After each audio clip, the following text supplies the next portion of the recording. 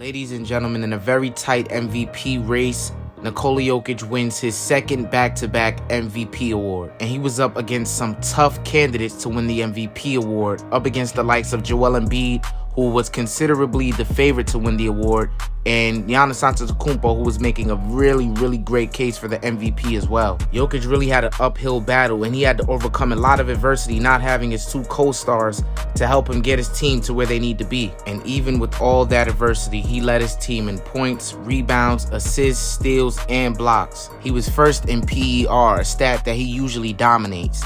He was first in win shares. He was first in box plus minus. And trust me, I know, I hate to be the stat guy, but all of those stats point to the fact that Jokic made his team better. He was the one and only main source of his team's success. I hate to say it, but he gave me some LeBron James vibes. And not LeBron now, but LeBron when he was at his best. And it doesn't stop there. Jokic averaged 27.1 points per game, 7.9 assists, 13.8 rebounds on 58% shooting from the field and 33% shooting from three. And his team finished 6th in the West. And there are a lot of people losing their minds on Twitter screaming robbery in favor of Joel Embiid. And of course it has something to do with Jokic being the 6th seed in the West, meaning that his team wasn't the best in the Western Conference. But newsflash, Joel Embiid's team wasn't the best in their conference neither. They finished 4th in the Eastern Conference. And yeah, Embiid may have finished higher in his conference and was 3 games better than the Denver Nuggets, but look at the roster that he competed with and look at the roster that Jokic competed with. And I'm not going to go through the rosters and what have you, but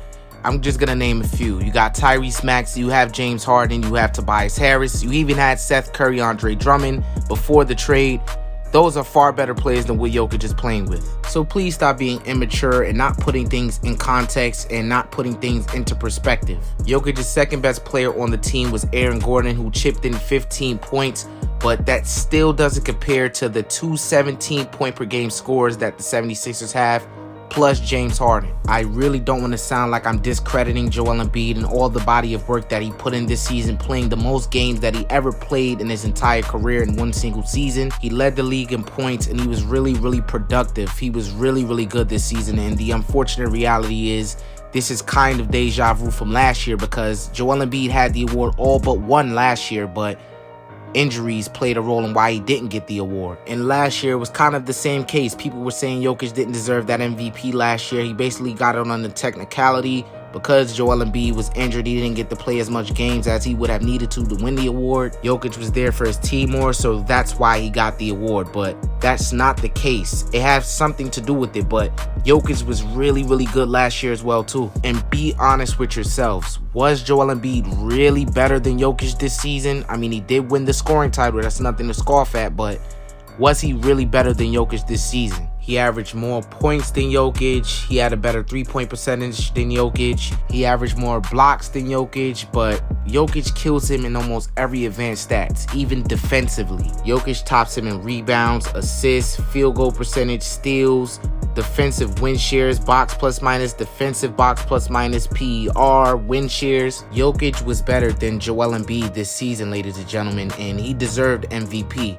It could have went either way, but I think the right choice was made. And I'm going to make a lot of people mad with this as well, but I don't think the race should have came down to Joel Embiid and Nikola Jokic. I think it should have came down to Nikola Jokic and Giannis Antetokounmpo. Not only was Giannis' team better than both candidates' team, but his stats were very comparable to Jokic's stats, more so than Embiid's were. And I'm just going to go out on a limb and say it. Giannis was better than Embiid this season. But like I said before, this was a really tightly contested battle between 3 phenoms, and it's easy to get this wrong. The best man won, and he has a great career in store for him in the near future if he keeps going like this. The majority of NBA players in years past who have won back-to-back MVPs have went on to do phenomenal things. But is Jokic that him? Is he him? Without Jamal Murray, his second best player, and Michael Porter Jr., his third best player, he did pretty good getting his team into the playoffs, and unfortunately they were bounced in the first round with a tremendous effort by Jokic. But hopefully, fingers crossed, next season,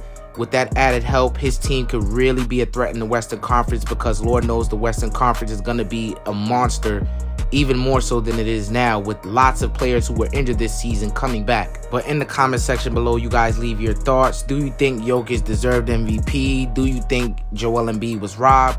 Do you think Giannis should have had even more consideration for the award, more so than Joel Embiid? You let me know all your thoughts in the comment section down below. Make sure you leave a like. Make sure you subscribe. And thank you for watching. Oh, and don't forget to follow me on Instagram and Facebook. Thank you.